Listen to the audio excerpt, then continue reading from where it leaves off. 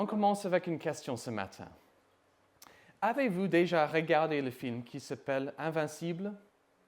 Ce film raconte l'histoire de Louis Zamperini, un athlète olympique, avant que la Seconde Guerre mondiale n'interrompe ses plans de carrière sportive.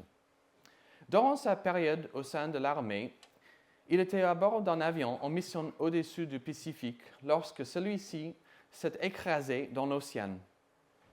Il a ensuite passé 47 jours à la dérive en mer, après quoi il a été capturé par des soldats japonais, puis emprisonné dans des camps de guerre dans lesquels il a été soumis à la torture. Le film est très réaliste dans la représentation des souffrances de lui, mais il fait l'impasse sur l'histoire de Louis Zamperini après la guerre, lorsqu'il est rentré. Après la guerre, il a lutté contre les conséquences psychologiques de ses souffrances, comme l'alcoolisme. Son épouse l'a encouragé alors à participer à une croisade de l'évangéliste renommé Billy Graham. Lors de cette occasion, Louis Zamperini a entendu l'évangile de Jésus-Christ prêché et il s'est converti. Il s'est repenti de son péché, il a donné sa vie à Jésus, le reconnaissant comme son sauveur, son maître. Il a renoncé à l'alcool et il a pris la décision de pardonner à ceux qui l'avaient torturé. La vie de lui a été transformée par Dieu et Dieu l'a utilisé afin de communiquer son pardon aux autres, y compris ses ennemis. Il est retourné au Japon plus tard dans sa vie. Il est retourné au Japon pour y prêcher l'évangile de Jésus-Christ à ses capteurs, ceux qui l'ont torturé, et leur pardonné, parce que Jésus l'a pardonné. Cette histoire de Louis Zamperini me rappelle l'histoire de Jonas, le personnage humain au centre de notre texte ce matin. Jonas est connu principalement pour avoir été avalé par un poisson, mais comme nous allons le lire, d'autres détails de sa vie ressemblent à la vie de Louis. Jonas, comme Louis, était rebelle contre Dieu. Il s'est perdu en mer, mais ce qui est le plus important, c'est que sa vie a été transformée par la grâce de Dieu et que cela l'a poussé à prêcher l'Évangile à ses ennemis. Ce matin, nous démarrons une nouvelle série de prédications au travers du livre de Jonas, un livre de l'Ancien Testament, c'est-à-dire avant la vie de Jésus. Ce livre a été choisi pour illustrer une formation à propos de l'évangélisation, Opération Jonas, dans notre Église dans les semaines à venir.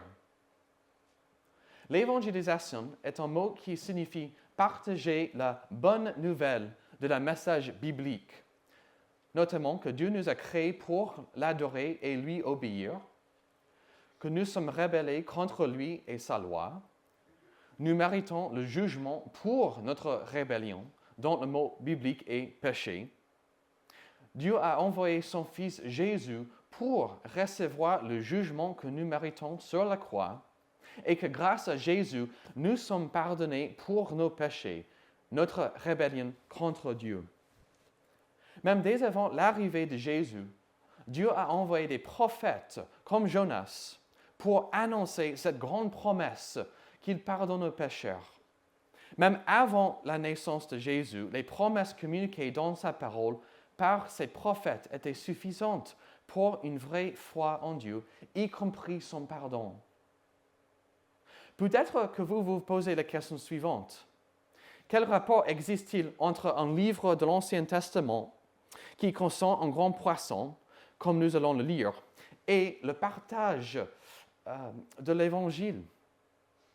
Bien sûr, au cours des prochaines semaines, nous allons prêcher à travers ce livre pour répondre à cette question. Et notre prière est que nous puissions l'expliquer d'une façon claire et encourageante à quel point ce livre nous forme et devrait nous motiver à partager l'Évangile. J'ai déjà fait référence au fameux grand poisson de l'histoire de Jonas. Et je me permets de citer même maintenant, en tant qu'introduction, un pasteur renommé du 19e siècle qui a averti les lecteurs de ce livre en leur disant qu'il ne faut pas être trop concentré sur le grand poisson afin de ne pas ignorer le grand Dieu de cette histoire. Comme nous allons l'observer, en fin de compte, le grand poisson n'est qu'un petit détail de ce livre. Le poisson était, selon un commentateur, un détail accessoire dans l'histoire de ce que Dieu a fait dans la vie d'un prophète rebelle, en le transformant par la grâce afin de prêcher l'Évangile. La grâce est le mot utilisé dans la Bible pour exprimer une faveur imméritée. Dieu pardonne aux pécheurs, comme vous et moi, même si on ne le mérite pas. Ça, c'est la grâce. En réalité, la grâce de Dieu est un thème beaucoup plus important que le poisson. Dans le livre de Jonas, nous allons voir aussi le thème de la toute-puissance de Dieu. Dieu qui a dirigé un poisson pour sauver le prophète Jonas au chapitre 2, est le même Dieu qui a aussi envoyé la tempête au chapitre 1. Il est le même Dieu qui, au chapitre 3, a envoyé un réveil spirituel à Ninive, la capitale de l'empire la plus puissante du monde à l'époque durant laquelle même le roi s'est repenti et s'est tourné vers Dieu. Au chapitre 4, Dieu a fait pousser une plante pour donner de l'ombre à Jonas. Et plus tard, a désigné un ver pour détruire cette plante. En bref, ce que nous allons observer, c'est que le thème central de ce récit de l'histoire de Jonas est que Dieu démontre sa toute-puissance en contrôlant le monde et tout ce qui s'y trouve. Derrière le grand poisson se cache un grand Dieu. Et notre grand Dieu cherche et sauve les pécheurs comme Jonas, comme les Juifs, comme les non-Juifs, comme vous et moi. Ce livre est donc bien approprié pour nous encourager à partager l'Évangile autour de nous. Ce livre est aussi à la fois pratique pour nos vies quotidiennes, car comme nous allons lire ce que Jonas a appris et ce que nous devons apprendre et souvent réapprendre, c'est que le choix est soit d'obéir à Dieu, soit le chaos, la misère et la déception. Le livre de Jonas traite beaucoup plus de la grâce de Dieu dans la vie d'un rebelle que d'un poisson. En résumé, derrière le grand poisson se cache un grand Dieu qui est au contrôle de l'univers, qui cherche et sauve des rebelles. Et il utilise ceux qui ont été transformés par sa grâce afin de partager le message de la grâce. Sans plus attendre, je vous invite à lire Jonas, chapitre 1. Jonas, chapitre 1.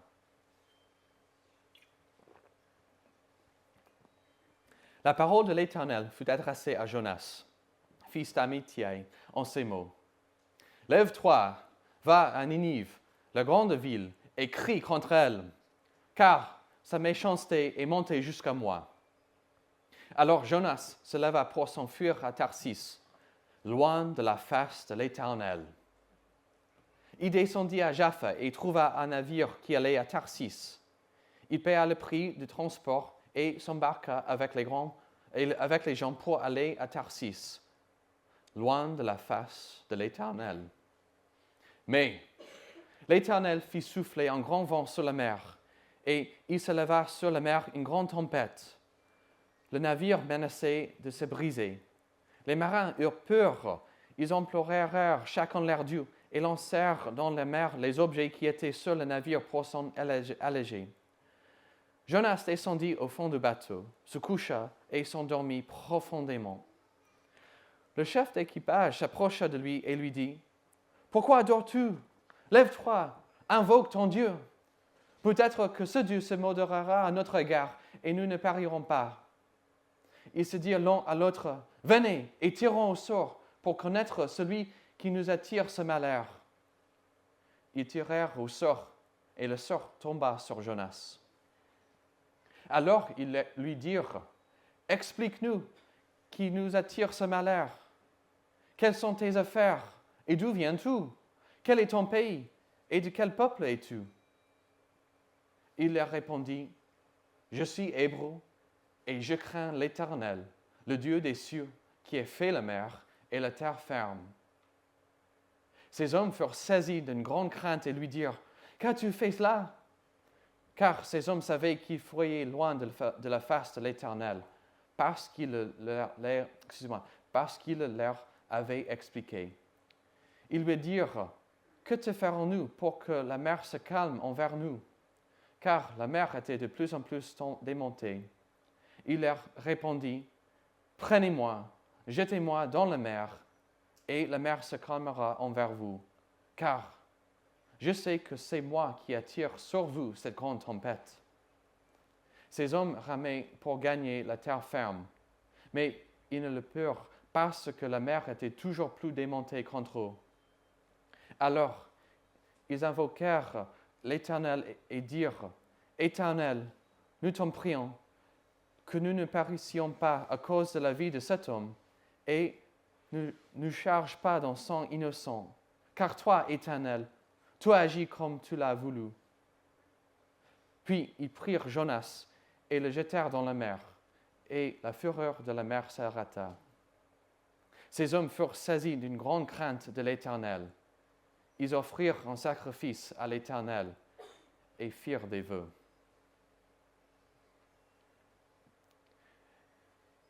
Les 3 premiers versets de ce livre nous donnent un peu de contexte pour comprendre le déroulement de cette histoire. Dans les films, séries, livres, il est régulièrement question d'un personnage impliqué dans un conflit. Et l'histoire tourne autour de la progression vers une solution pour résoudre ce conflit. Ces 3 premiers versets introduisent les 2 personnages principaux de Jonas, Dieu et Jonas, et le conflit. Dieu a appelé Jonas à aller à Ninive pour y prêcher. Et la réponse de Jonas a été de se tourner vers le sens opposé en signe de rébellion. En effet, Dieu a demandé à Jonas de se rendre à l'est, mais la réponse de Jonas a été d'aller le plus loin possible vers l'ouest, comme c'est écrit 2 fois au verset 3, « Loin de la face de l'Éternel ». En bref, Jonas s'est rebellé contre Dieu, et ce livre est une leçon pour nous tous sur la façon dont les rébellions contre Dieu se terminent. Pourquoi Jonas s'est-il rebellé contre cet appel de prêcher à Ninive? Comme je l'ai déjà dit lors de l'introduction, Ninive était la capitale de l'empire le plus grand du monde à cette époque-là, l'empire assyrien. Et les Assyriens étaient les ennemis des Hébreux, le peuple dont était issu Jonas. Il y a une description de Ninive dans un autre livre de la Bible, Nahum. C'est écrit « Malheur à la ville sanguinaire, remplie de mensonges, pleine de violence. » Dieu a appelé Jonas à se rendre dans la capitale des ennemis de son propre peuple, pour les inviter à se repentir et à se tourner vers le Dieu de Jonas et son peuple, le Dieu vivant. Pour mettre à jour ce contexte, on peut imaginer Dieu qui appelle un pasteur ukrainien à se rendre à Moscou pour y prêcher au peuple russe, y compris à Vladimir Poutine. Mais l'appel de Jonas était encore plus significatif, car il ne se rendait pas simplement dans un territoire ennemi.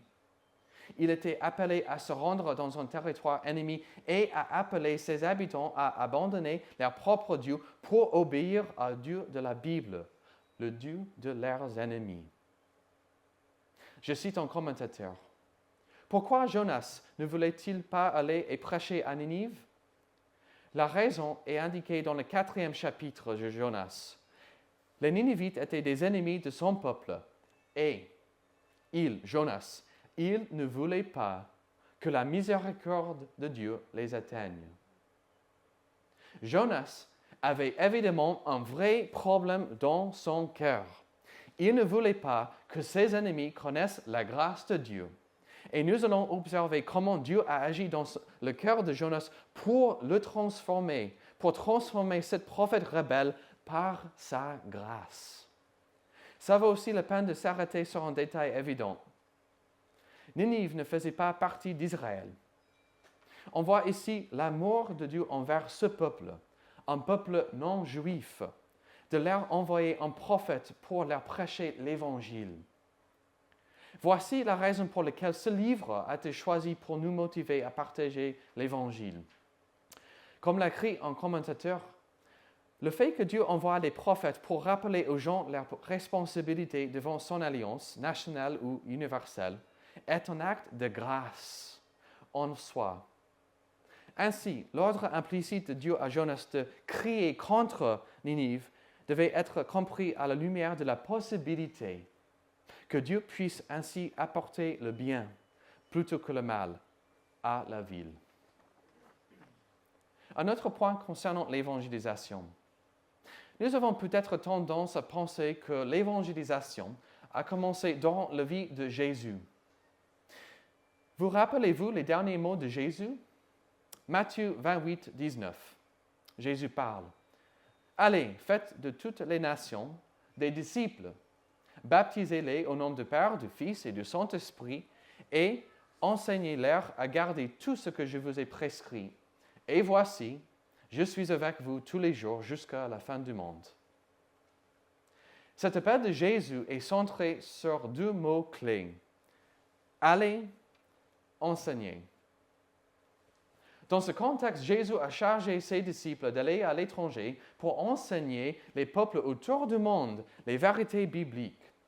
Cela dit, je vous invite à relire l'appel de Dieu à Jonas en faisant attention aux termes utilisés au verset 2.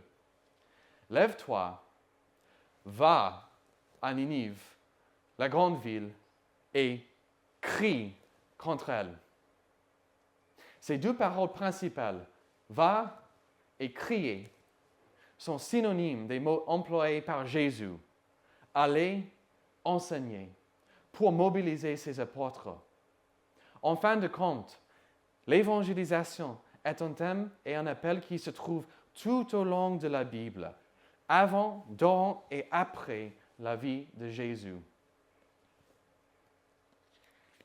Avant que Jonas ne prêche le message de la grâce et du pardon de Dieu au peuple de Ninive, il a d'abord dû être transformé lui-même par cette grâce. On ne peut pas expliquer ce qu'on ne comprend pas. Comme toute la Bible l'indique, Dieu utilise ceux qui ont été transformés par sa grâce afin de communiquer l'Évangile aux autres. Dieu a dû effectuer un travail tout d'abord dans la vie de Jonas afin de le rendre disposé à communiquer son message aux autres. Souvent dans nos vies, Dieu utilise la souffrance, les difficultés, les fardeaux, afin de nous conformer à son dessein, pour nous rendre prêts et disposés à partager sa grâce.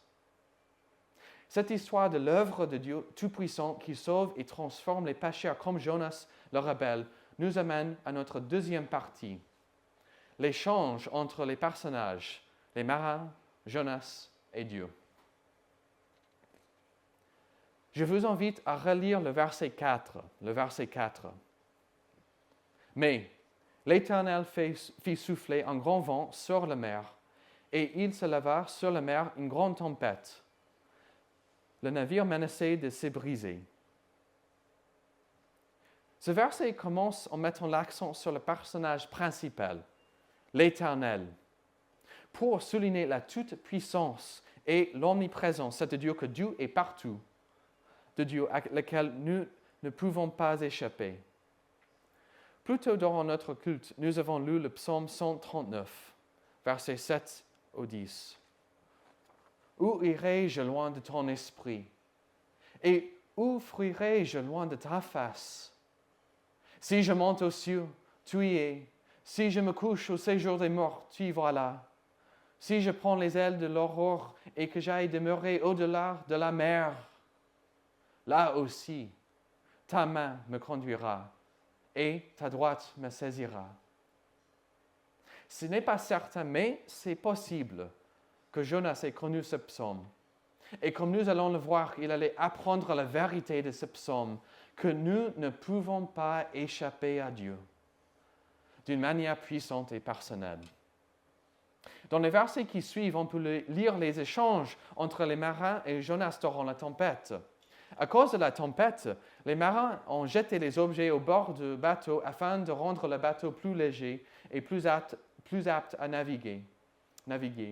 Cela n'a pas fonctionné et ils ont donc prié à leur propre Dieu, dit minuscule.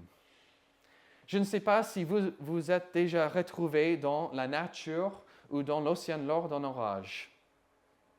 Quand j'avais 14 ans, j'ai passé une semaine avec ma famille dans la nature sauvage, dans un grand parc national comprenant environ 1000 lacs partagés entre les États-Unis et le Canada. Dans ce parc, il n'y avait pas de lumière artificielle, ni de réseau pour les téléphones.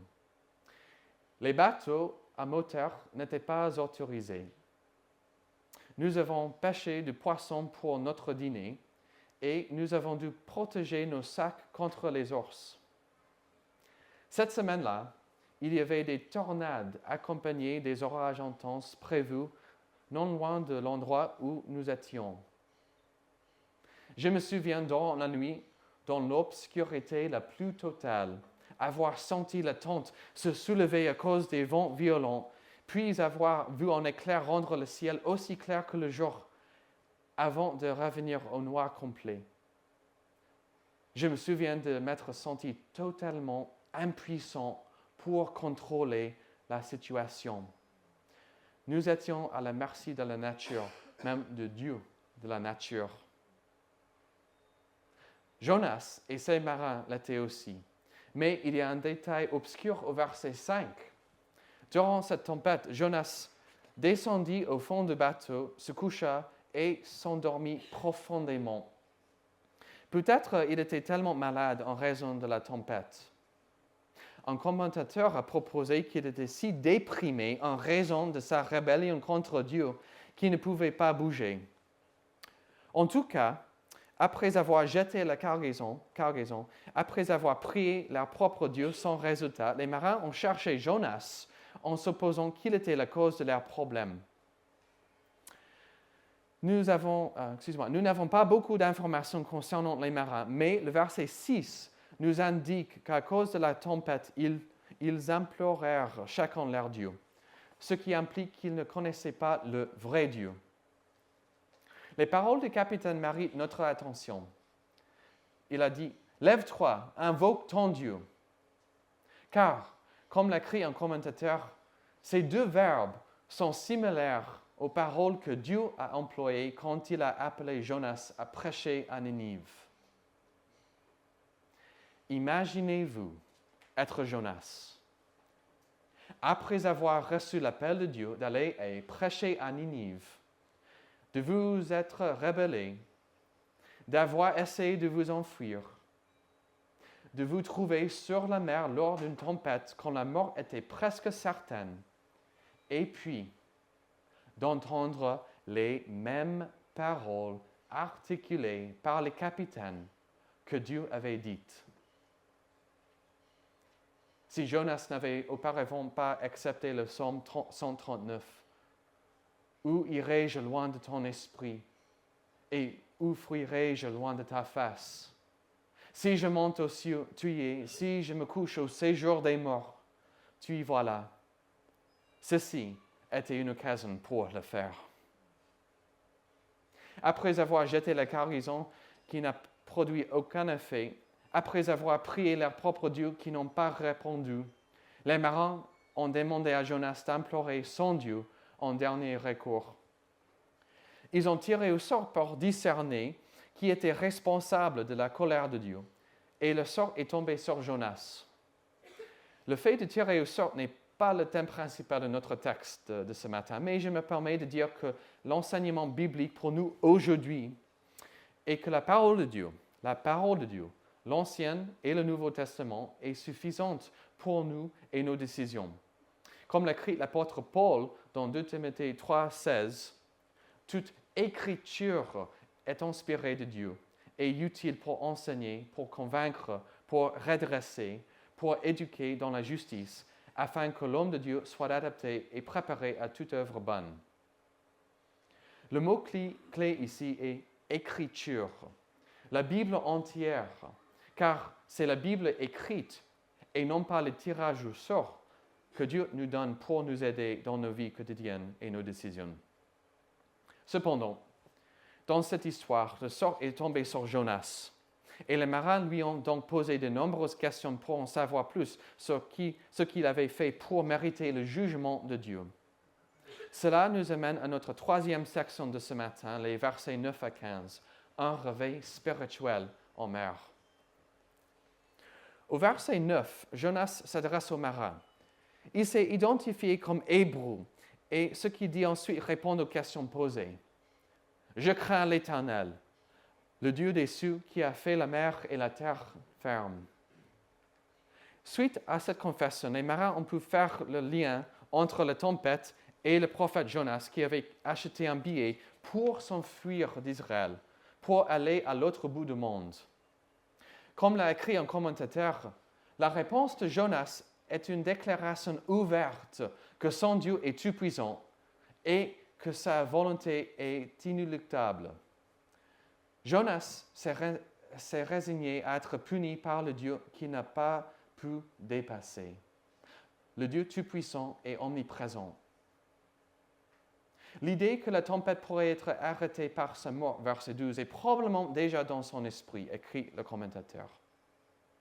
Sachant que Jonas était responsable de leur calamité et que les marins ne voulaient pas prendre de décision tout en assumant la responsabilité d'un prophète dont le Dieu avait envoyé la tempête, il posait une nouvelle question au verset 11. « Que te ferons-nous pour que la mer se calme envers nous ?» Jonas répond à cette question en proposant que les marins le jettent dans la mer. Cette réponse nous indique que Jonas savait qu'il était coupable devant Dieu. Il s'est consciemment rebellé contre le Dieu tout-puissant en essayant de fuir le Dieu omniprésent. Jonas savait qu'il était responsable de l'orage et il savait au fond de lui que ce que l'apôtre Paul allait écrire bien des siècles plus tard dans l'épître aux Romains que nous avons lu plus tôt. Car le salaire du péché, c'est la mort. Aujourd'hui, il y a une grande sécurité pour ceux qui prennent un bateau sur la mer ou sur l'océan. Je pense au chant de Charles-Trenet, la mer, je ne vais pas le chanter, mais je pense au chant de Charles-Trenet, la mer, qui nous rappelle la joie de se trouver à la plage. De nos jours, il y a les gardes-côtes et j'imagine des drones qui peuvent surveiller et chercher les bateaux. La mer, l'océan et même une tempête n'est plus forcément en danger aujourd'hui. Mais au temps de la Bible, c'était l'inverse. Les bateaux n'étaient pas solides et un orage en mer était forcément une raison de s'inquiéter. D'autant plus, dans la Bible, l'eau est considérée comme un symbole de jugement de Dieu. Par l'eau, Dieu démontre son contrôle, sa puissance pour juger et pour sauver. Par exemple, dans Genèse, Noé et sa famille ont obéi à Dieu, et lorsque le déluge est arrivé, Dieu a montré sa capacité de sauver Noé et sa famille par l'eau, et à la fois sa capacité de juger les méchants par l'eau en les faisant périr. Dans la Bible, l'eau est une force de Dieu. Dans l'histoire de Jonas, quand les prophètes rebelles demandent aux marins de le jeter dans la mer, c'est une indication qu'il savait qu'il était coupable, qu'à cause de sa rébellion contre Dieu, il méritait la mort. Le verset 13 nous indique que les marins ne voulaient pas le jeter dans l'eau, peut-être parce qu'ils ne voulaient pas être responsables de la mort d'un prophète de Dieu vivant. Mais le verset 13 continue disant que la mer est devenue encore plus violente. Et les marins ont prié le Dieu vivant, le Dieu dont Jonas a parlé, qui contrôle la mer, les tempêtes, le monde entier. Ils ont prié Dieu de ne pas le tenir responsable pour la vie de Jonas. Puis, ils l'ont jeté dans la mer avec comme conséquence immédiate ce que l'on peut lire au verset 15. La fureur de la mer s'arrêta. Le verset suivant nous fait le récit d'un réveil spirituel à bord de ce bateau. Ces marins ont écouté les paroles d'un prophète à propos du vrai Dieu et ils se sont tournés vers lui comme Seigneur. En tout cas, ce que nous observons dans ces versets, c'est que, en dépit de lui-même, Jonas était bien un évangéliste de Dieu envers les marins étrangers. Peut-être est-ce une ironie qu'en plein milieu de sa rébellion contre Dieu, contre son appel de prêcher l'Évangile, Dieu a néanmoins utilisé Jonas d'une façon imprévisible de partager l'Évangile envers les marins présents. Dieu est toujours au contrôle, même au milieu de nos rébellions. Il va falloir attendre la semaine prochaine et la prédication d'Antoine pour en savoir plus à propos du grand poisson. Mais je vous invite dès maintenant à considérer si c'est le poisson qui a sauvé Jonas ou si c'est le Dieu de grâce qui l'a sauvé par le moyen d'un poisson. Comme je l'ai dit au début, il ne faut pas être trop concentré sur le grand poisson et ignorer le grand Dieu qui a sauvé un pécheur. En bref, ce chapitre introductif n'est que le début de l'histoire et le poisson n'est qu'un détail, car le vrai objectif est de nous démontrer la toute-puissance de Dieu et sa grâce pour sauver des rebelles.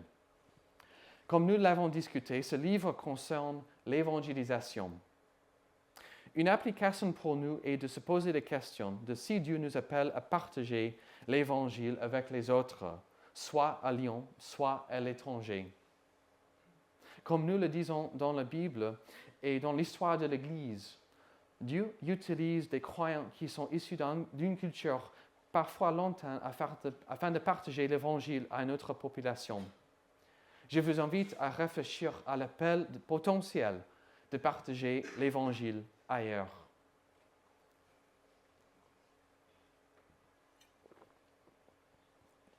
Au début de cette prédication, j'ai fait référence au soldat nommé Louis qui a passé 47 jours sur l'océan, qui a été torturé et qui plus tard dans sa vie a entendu l'Évangile et s'est converti.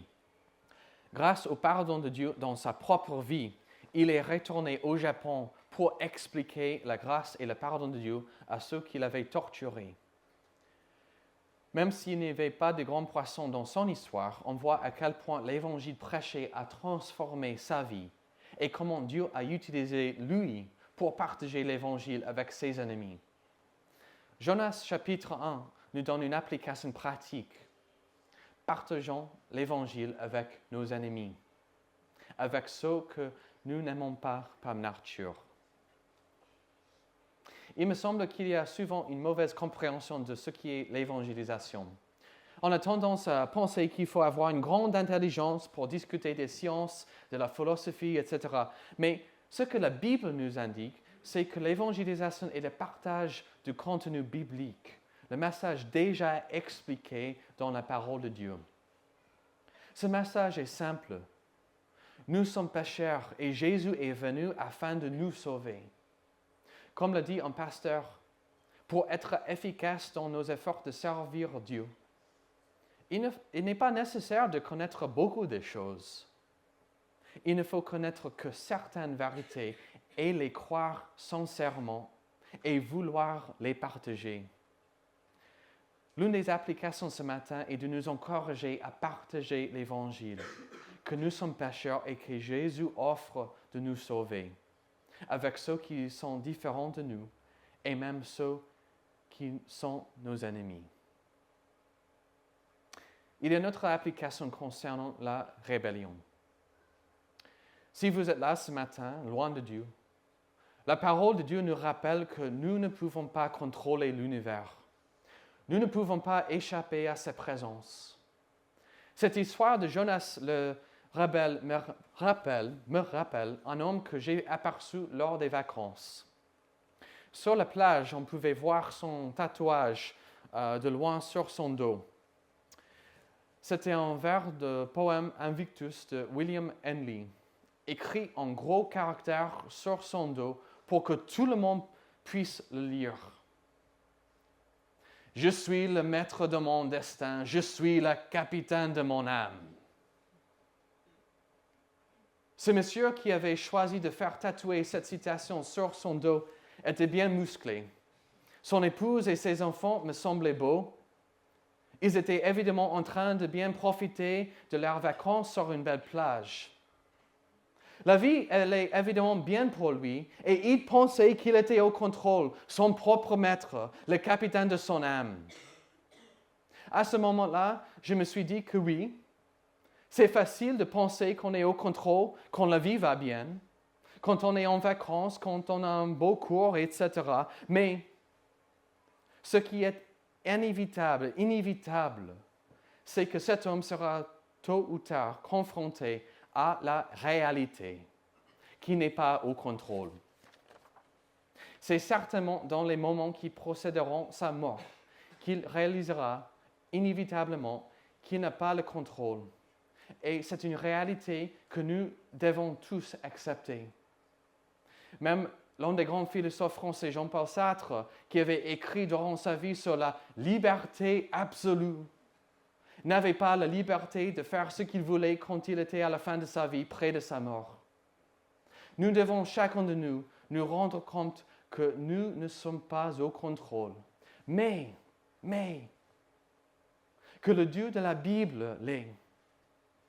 Le message ce matin pour ceux qui sont en train de se rebeller, ce n'est pas attendre une grande crise de vous tourner vers Dieu. Le message de Jonas 1 est de vous appeler à vous tourner ce matin vers Dieu, car il est le seul au contrôle. Nos rébellions humaines n'abuteront jamais. Et comme la Bible l'explique, Dieu est bon. Il est Dieu de la grâce. Il pardonne aux pécheurs. Il était plein de miséricorde pour le peuple de Ninive et les marins avec Jonas. Il était plein de grâce pour Jonas lui-même et il est prêt à pardonner tous ceux qui se tournent vers lui par la foi. Dieu est toujours là pour pardonner ceux qui se tournent vers lui, comme les hommes que Jésus avait appelés. C'était Matthieu qui raconte dans son évangile l'histoire de Jésus sur un bateau avec ses disciples durant une tempête, quand Jésus a démontré sa puissance en tant que Dieu lui-même, quand par ses paroles, il a calmé la mer. Suite à cette action, Matthieu écrit, les disciples se disaient, « Quel est celui-ci, car même les vents de la mer lui obéissent ?» La réponse est que c'est Jésus, Dieu lui-même, qui est au contrôle du monde, que nous ne pouvons pas échapper, qui est venu afin de pardonner aux pécheurs comme Jonas, comme les disciples, comme vous et moi, pour changer nos cœurs, et oui, pour nous utiliser afin de proclamer sa grâce. Je vous invite à la prière. Seigneur Jésus, nous sommes reconnaissants pour ta parole, même cette histoire de Jonas au chapitre 1, et l'histoire de comment tu as transformé le cœur, la vie d'un prophète rebelle par ta grâce, par ta toute puissance, pour le rendre prêt et apte et motivé à partager ta grâce avec les autres, y compris ses ennemis. Seigneur, nous prions que tu fasses une vraie œuvre ce matin parmi nous, dans nos cœurs et même dans la vie de notre Église, que tu nous rendes prêts, motivés, encouragés pour partager ton évangile de la grâce, même avec nos ennemis. Seigneur, on prie aussi que s'il y a certains qui sont là ce matin qui ne te connaissent pas personnellement comme sauveur, que ce matin soit le moment quand ils se tournent vers toi parce que tu es bon, que tu pardonnes aux pécheurs comme nous. Et on prie que tu sois glorifié au nom de Jésus, notre Sauveur. Amen. Je voudrais inviter maintenant les musiciens de revenir et on va chanter à Jésus-Christ, notre grand Dieu, qui est au contrôle, qui nous sauve par sa grâce.